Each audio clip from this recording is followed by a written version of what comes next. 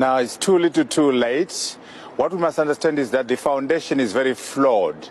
The regime in Zimbabwe is a product of a coup d'etat. The regime in Zimbabwe is a product of 37 years of Robert Mugabe. When Mugabe was removed, the system was not changed. The values never changed. There was never any move towards constitutionalism. So the challenge we have in Zimbabwe is very foundational. The regime belongs to the past. They are part of a group of people who do not believe in the rule of law, who do not believe in constitutionalism. So no amount of investigation will change the problems of, number one, the foundation of a coup d'etat, secondly, a flawed and rigged election, and number three, the lack of focus on the economy, the economic mayhem in the country. So we must address the foundational issues of democracy, economic prosperity, and also to say, how do we build new institutions? How do we have new people who are not part of the Mugabe regime to run the country? We've seen evidence over the last week of some of that brutal security clampdown. People have been raped and beaten and abused. Given what you've been saying, do you think we are sliding towards the bad old days of Robert Mugabe? Are we heading for a situation like that? We never moved away from Robert Mugabe. That's the problem. In November 2017, we removed Robert Mugabe, the person. We didn't change the system that he created. So the people who are running Zimbabwe do not know any better. All they know are the methods of Mugabe. All they know are the values and the culture of Robert Mugabe. So there are no surprises there.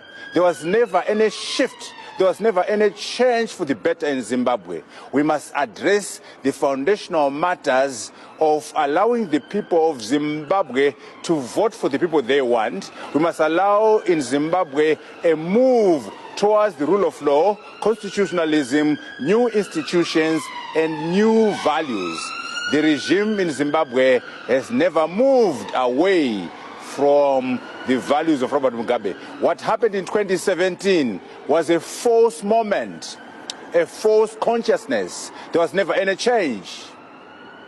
So, given what you're saying, is it too simplistic to say that the generals who ousted Mugabe and brought Mnangagwa to power, they're the ones who are actually pulling the strings? Well, all of them believe in the same thing. The generals, Mnangagwa, Chiwenga, they belong to the same category. There's no difference.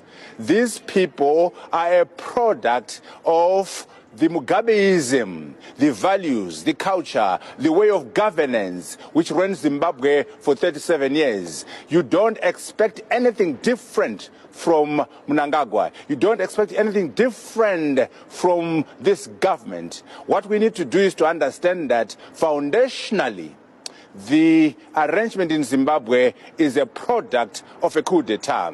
The elections in 2018 were rigged, they were flawed. So you don't expect democracy, you don't expect justice, you don't expect economic prosperity to come from that scenario. We must go back to the drawing table. No surprises in terms of what's going on in the country. So what should the international community do about Mnangagwa then? He's presented himself as this reformer, hasn't he, as a moderniser. Surely he's better than Mugabe.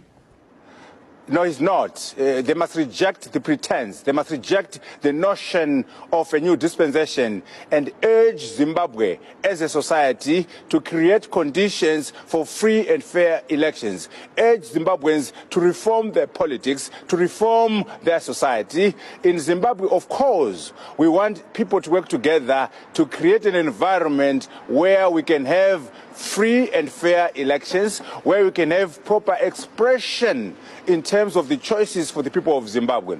The international community, the British in particular, must not be woodwicked by this false sense of a new dispensation. No, there's no new dispensation in Zimbabwe. It's the same old scenario, and we need fundamental change. So there must be a movement. Yeah, how about a unity government then? Is that a potential way forward? After all, we've seen power sharing before in Zimbabwe, haven't we?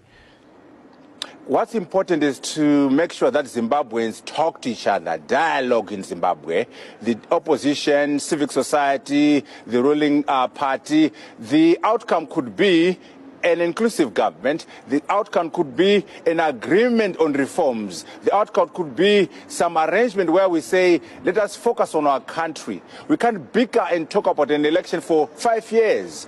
For 5 years, there must be development in the country. There must be progress. The opposition cannot be crying about a stolen election for 5 years. They must come up with a strategy to say, how do we put our country first? So yes to dialogue, yes to working together among Zimbabweans. Several scenarios. It could be an inclusive government. It could be just an agreement on reforms and changes.